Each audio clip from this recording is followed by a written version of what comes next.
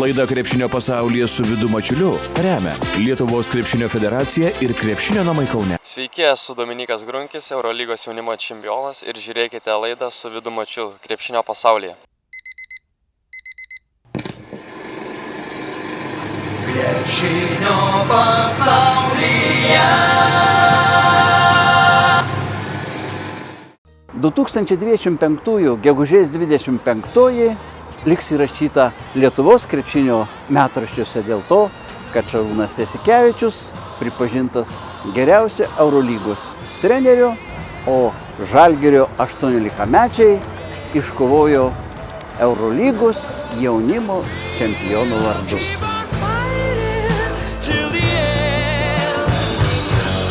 Iš Abu Dabi, Jungtinių Arabų Emiratų, jaunieji žalgiriečiai Kauną sugrįžo su Eurolygos jaunimo turnyro nugalėtojų taure. Roko Kondratavičiaus vadovaujami vaikinai nugalėjo Paryžiaus, Madrido ir Milano komandas, po 18 metų vėl buvo pirmi.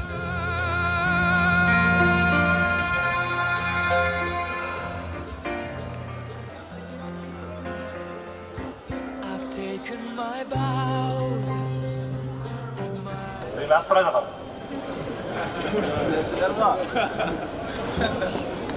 Šalalala, šalalala, hei, Žalgiris. Šalalala, šalalala, hei, Žalgiris.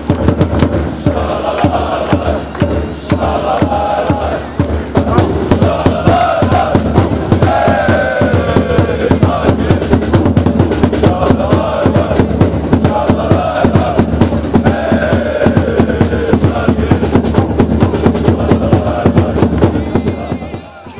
Čempionai, kurių veidai ir pavardės turi likti mūsų laidos istorijoje, buvo iškilmingai pagerbti Kauno Žalgirio arenoje. Tegul tos akimirkos ne tik juos, bet ir visus Lietuvos jaunuosius krepšininkus įkvepia meilę krepšiniui ir naujoms pergalėms.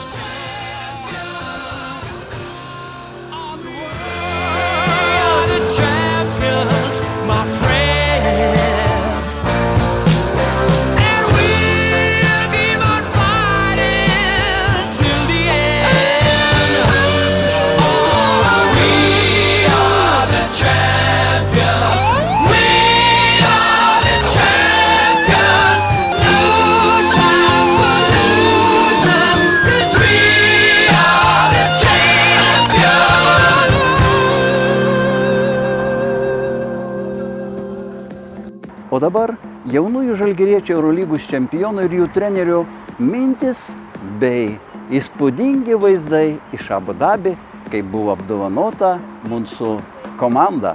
Kelionė tikrai nebuvo lengva, bet žinot, atvykom šį kartą dieną anksčiau, ne taip kaip į pasirašymo turnyrą, tai ir galėjom pailsėti ir turėjom laiko pasitreniruoti, tai tikrai buvo puiku.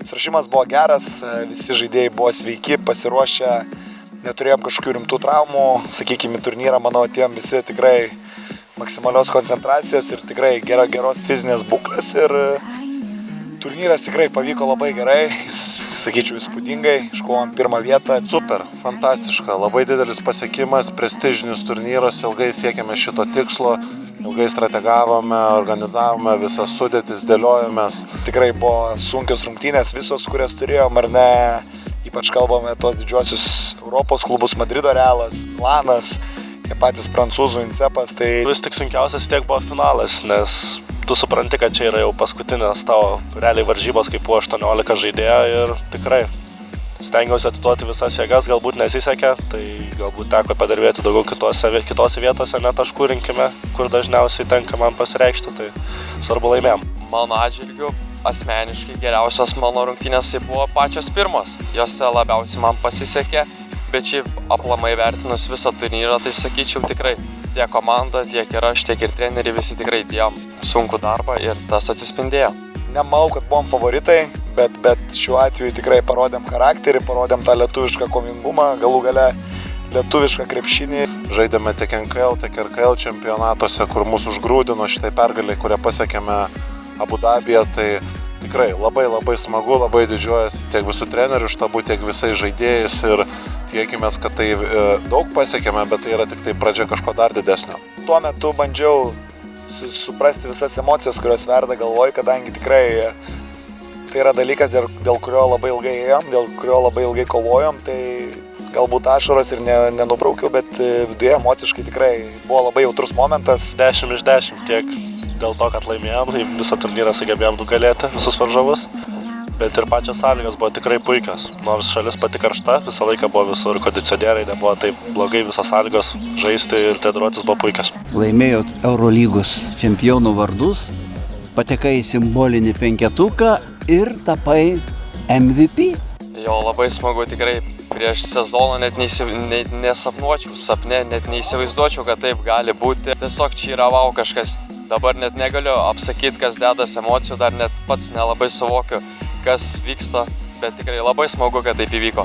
Kai vyko apdovanojimai, ne tu MVP pasiėmė, o pasiėmė Dovydas pasiėmė, nežinau kaip ten atsitiko, tiesiog buvo labai didelis triukšmas ir komentatorius netaip ištarė vardą ir kažkaip susimaišėme, bet taip ir atsitiko kažkaip, juokinga situacija. Aš manau, kad jis to vertas yra vis tiek komandos kapitonas, labai geras draugas. Mus tiek Ulmė, tiek dabar Abu Dabį tempė visą laiką, tiek aikštelį, tiek už juos ribų. Psichologinis atsparumas ir charakteris, pakeitėme truputį ir braižo komplektacijos, ką kalbėjo treneris Rokas su užsieniečių tam tikrų pasirinkimų. Dabar du šitoje komandai buvo Ilija Kurucas, Latvis ir Maksimas Birnovičius iš Juodkalnijos. 2008 metų gimimo vienas talentingiausių Juodkalnijos krepšininkų, kuris jau dabar žaidžia antroje, trečioje pozicijoje, yra 2,10 cm ūgio. Ir jeigu lygintum lietuvaičius ir tos du užsieniečius. Labai man jau sunku lyginti, kadangi visi man yra mūsų komandos dalis, visi man yra labai svarbus. Nežiūrim, ar tai užsienietis ar neužsienietis šitoje situacijoje, tai buvo patys parankiausi žaidėjai mums, kurie davė labai daug naudos. Finale Ilija labai pridėjo daug kovingumo to tokio ir vėlgi Latvijos žaidėjas, tai net sunku išskirti kartais kaip užsienietį, mentalitetas, mąstymas, tas pats realiai skiria porą šimtų kilometrų, tik tai turbūt tai... Dabar visada žiūrime, aišku, į tą psichologinį atsparumą, kad žaidėjai nesulūžtų lemiamom atkarpom, lemiamom atakom ir kovotų už Kauno Žalgirio garbę iki pat rungtynių pabaigos, nesvarbu, kur jie žaistų. Šiais metais, pasakysiu atvirai, turim užsieniečius, kuriem ne tik rūpi asmeninis pasirodymas, bet jiem labai rūpėjo atstovauti Žalgirį, padėti Žalgiriui pasiekti aukštumų ir jie kai kuriais atvejais netgi atrodė, kad labiau džiaugiasi už lietuvius ir jiem tai buvo labai svarbu. 7 rezultatyvūs perdavimai finalinėme etape. Tai daug ar mažai? Na, čia nežinau, daug ar mažai, tiesiog varžovai neleido man pačiam užsibaiginėti, tai ieškojau komandos draugų ir norėjau būti naudingas komandai. Tu kaip vijurkas, koks tavo ūgis? Na, mano ūgis nėra pats didžiausias, 1,83 cm. Na, dažniausiai krepšinį yra ne ūgis laimio širdis. Kada tu įkėlei savo kojas į Žalgirio vardo krepšinio mokyklą? Prieš 3 metus iš Vilniaus tiksliau atvažiavau, toks jaunas dar berniokas. Kaustoje apsigyvenau ir taip truputį po truputį vis tobulėjau, kol galiausiai pasiekiau savo piką. Kaunas ir Vilnius, ypač fanai, didžiausi priešai. O Vilnietis atvažiavo į Kauną, į Žalgirį ir daro giedrą orą ir pergalės. Na jo, manau vis tiek jam, kaip ir jisai pats minėjo, kad Žalgiris labiau yra negu Vilniaus komanda, tai dėl to taip ir vyksta. Man visą laiką atrodė Žalgiris tiesiog geresnė sistema, aukščiausias lygis Lietuvoje, tai aš būtent ten norėjau tobulėti. Ar pasveikinu kas nors vilniečių tave? Žinoma. Ir iš ryto draugų buvo, kurie pasveikino. Oro uoste pasitiko tėveliai ir keli žurnalistai. Kas tavo pirmasis treneris? Na, pirmasis treneris, kai pradėjau aišku dar mokyklai, tai yra Justas Ališauskas. Bet daugiausiai, manau, prie mano karjeros tai prisidėjo treneris Martynas Gailiūnas, su kuriuo ir dabar Žalgirį dirbam. Tikrai jam norėčiau pasakyti labai didelį ačiū. Tas, pas kurį ilgiausiai buvau, tai Tomas Purlys. Per mažai mes paminim tos pirmus trenerius ir aš manau, kad jie tikrai labai stipriai turi jausis prisidėję, galbūt kiekvienam asmeniškai padėkoti ir nepavyks, bet tikiuosi ir jie jaučiasi to dalim ir manau ir tikiuosi, kad žaidėjai jiem padėkos ir nes tikrai, sakau, tai yra tikrai didelė dalis to, ką mes pasiekėm, kaip tas yra pirmų trenerių įdirbis. Aišku, trenerių reikia, kad jisai pakoreguotų ir treneris būtinas. Bet aš manau, vienam ar kitam amžiui pats svarbiausias dalykas yra tiesiog, kad jis eitų ant kiemų ir žaistų, nes žaisdamas jisai geriausiai mokosi per savo klaidas ir gatvėje žaisti reikia išgyventi. Kitas dalykas vis tiek stebėti įvairias Eurolygos, tarkim, rungtynės ir iš to mokytis. Į ką tu lygiojas, kaip į žaidėjas, į kurį Lietuvos krepšininką? Na, Lietuvos nežinau, bet, pavyzdžiui, žalgirietis dabartinis Silveinas Francisko, tai daugiausiai jį žiūriu ir stebiu, kaip jisai rungtyniauja. Davė tų patarimų, kaip aikštelį, kaip už jos ribų, tikrai daug prisidėjo prie mano šitų tikslų ir tikrai įkvėpė jis mane dar geresniem rezultatam. Kas toliau? Žiūrėsim. Pakal kas stengiuosi žiūrėti į artimiausią laiką, tai rinktinė laukia. Tikėkime, senais pasiseks ir tikiuosi, kad viskas bus gerai.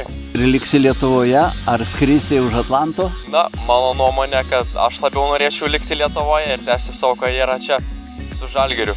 Tikslas būtų tenai, nes universitetas ir mokslo išsilavinimą gauni ir tos sąlygos visas tikrai puikiai sudarytos, bet mokyklą dar norėčiau pasibaigti čia. Tik ką grįžome, dar nėra kol kas šiandien ta diena, kur galėtume laisvai kalbėti apie ateitį. Labai svarbu mums buvo parodyti Europai, ypač ir Lietuvai, kadangi natūralu daug kas visada kvestionuoja kiekvieną jaunimo sistemą, ar jos dirba gerai, ar blogai dirba ir panašiai, koks mūsų lietuvių lygis. Tai buvo labai svarbu parodyti, kad mes lietuviai mokam žaisti krepšinį ir kad mes Žalgirio sistemą dirbam gerai ir manau, tai ir mums gera reklama ir dar parodymas, kad tikrai atliekam savo darbą profesionaliai, visi treneriai ir žaidėjai ir tikrai turim įdomių žaidėjų Lietuvos ateičiai. Po kelių minučių vėl būkite krepšinių pasaulyje ir susitiksite su Šarūnu Jasikevičium. Avizo visiems, kurie renkasi kokybę. Seabed, ruletka, gry karčanai, automatai to gry. Nesakingas lošimas gali sukelti priklausomybę. Sveiki visi, esu Dovydas Buika, Eurolygos jaunimo čempionas ir visus kviečiu žiūrėti laidą Krepšinio pasaulyje su Vidu Mačiuliu. Krepšinio pasaulyje. Kaunietis žaidėjas Šarūnas Jasikevičius 3 kartus tapo Eurolygos čempionu. O štai kaunietis Šarūnas Jasikevičius kaip treneris net 6 kartus bandė sėkmę finaliame Eurolygos ketvirte.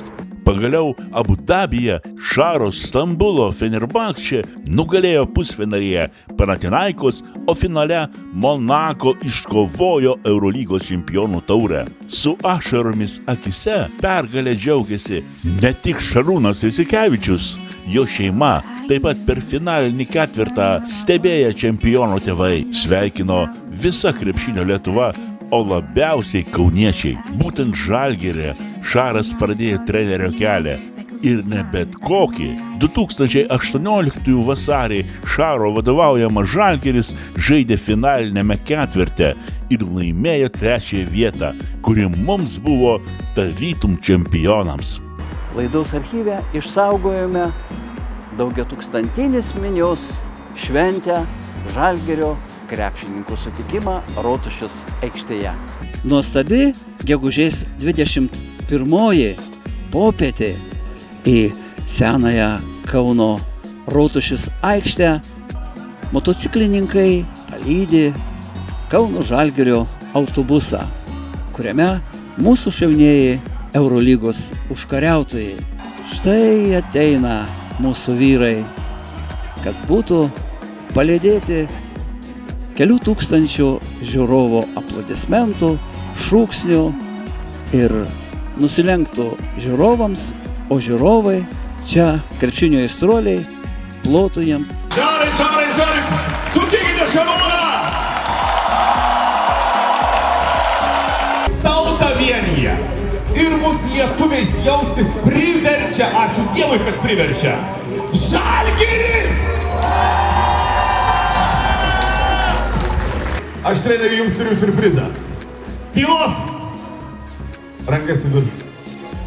Prisimenam, mes tai darėme viso sezono metu.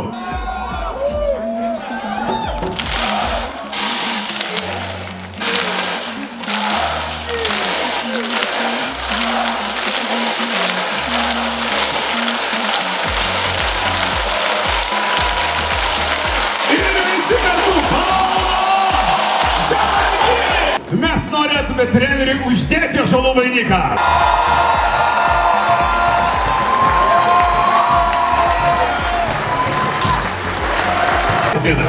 Šarūnas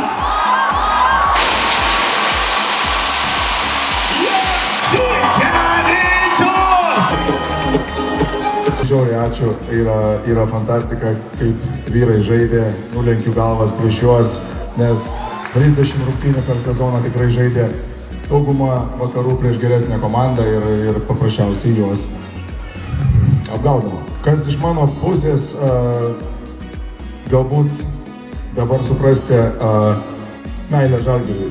Kai būdavau vaikas, eidavau visą laiką į halę, turėdavau labai gerą situaciją, nes tėvas komunistiniai situacijoje dirbo kažkur fabrike aukščiau ir gaudavo bilietus ir galėdavau ten patekti. Ir visą laiką norėdavau būti Žalgirio žaidėjų. Žiauriai visą laiką norėdavau žaisti už Žalgirį, norėdavau žaisti gerai. Atvažiavau žaisti už Žalgirį, buvau senas, vos pabėgau, žaidžiau blogai. Tai tikrai džiaugiuosi, kad galėjau prisidėti prie kažkokio tai šito reikalo. Labai jums ačiū už šitą tokį palaikymą.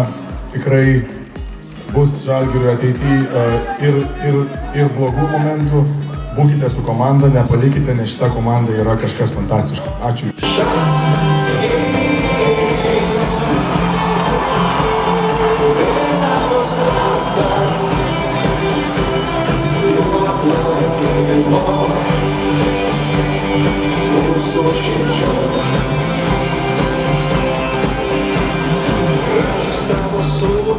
Žalgirio vaikaičiai, Lietuva su momentu baltu.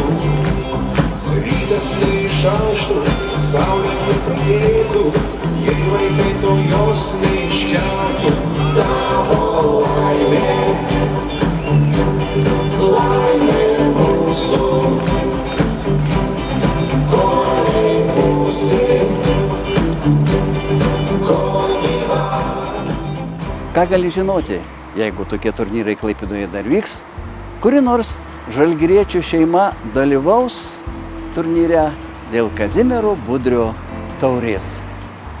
49-ąjį rengė iškilus uostamiesčio sporto organizatorius ir istorikas Algirdas Vaicekauskas, o šventėje dalyvavo ir ją sveikino Lietuvos švietimo, mokslo ir sporto viceministras Giedrius Grybauskas. Pažiūrėkite. Finalinėje dalyje dalyvavo 5 komandos. Tai Norkai iš Klaipėdos, Stoniai iš Viekšnos, Skromanai iš Šeduvos, Šliogeriai iš Kauno ir Nausėdai iš Šilutės rajono.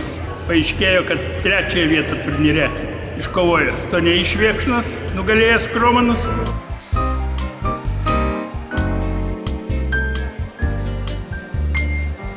Finale susitiko praeitų metų finalo dalyviai Šliogeriai su Nausėdais. Ir įvyko revanšas. Nausėdai įveikė Šliogerius ir tapo 49-ojo šeimų turnyro nugalėtojai.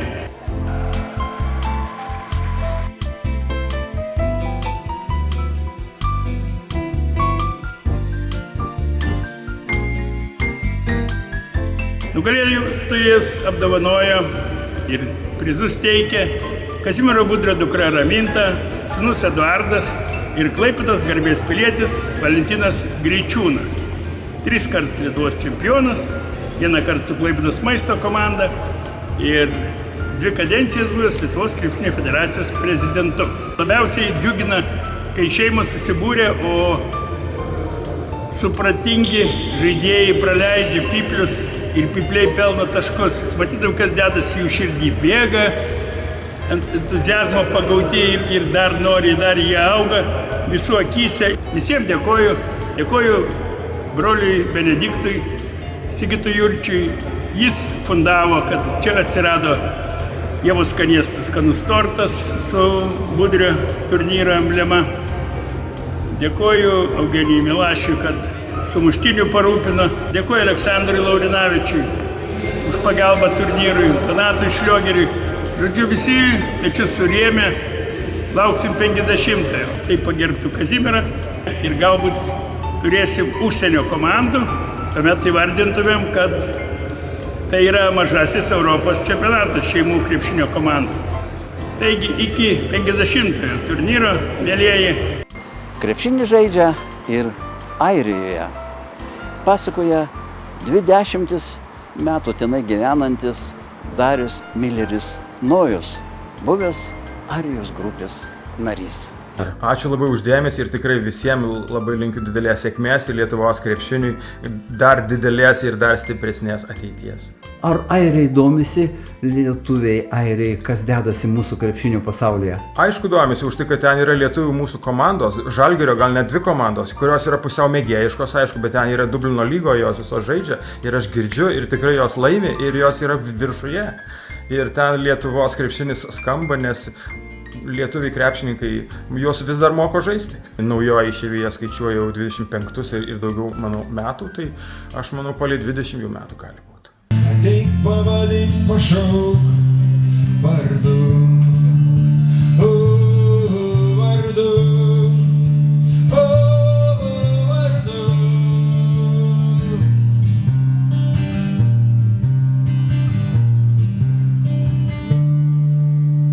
Šį vakarą čia sutikęs Vidą Mačiulį labai nusistebėjau ir tada supratau, kur randuosi. Kaip groju būtent krepšinio pasaulyje, praktiškai namuose, šiame Olimpas, šioje vasaros terasoje. Tikrai labai džiugu, malonu būti. Ačiū labai jums uždėmesį. Krepšinio pasaulyje legendinė laida televizijoje jau nuo praeito amžiaus 68 metų. O krepšinio pasaulyje nuo 92. Tai pačiai kaip ir grupė Airė, tik jų sausį, o mes rugsėjai. Kas gero šituos namuos augink, kas blogo tavo namuos sugriauk. Tegul skamba naujaus dainos skirtus Lietuvai, o gal net ir krepšiniui. Tegul 25-ųjų vasarą visus mūsų rungtynės iškovoja kuo daugiau pergalių. Jeigu rudenį dar susitiksime, apie jas ir pakalbėsime, džiaugsimės arba liūdėsime.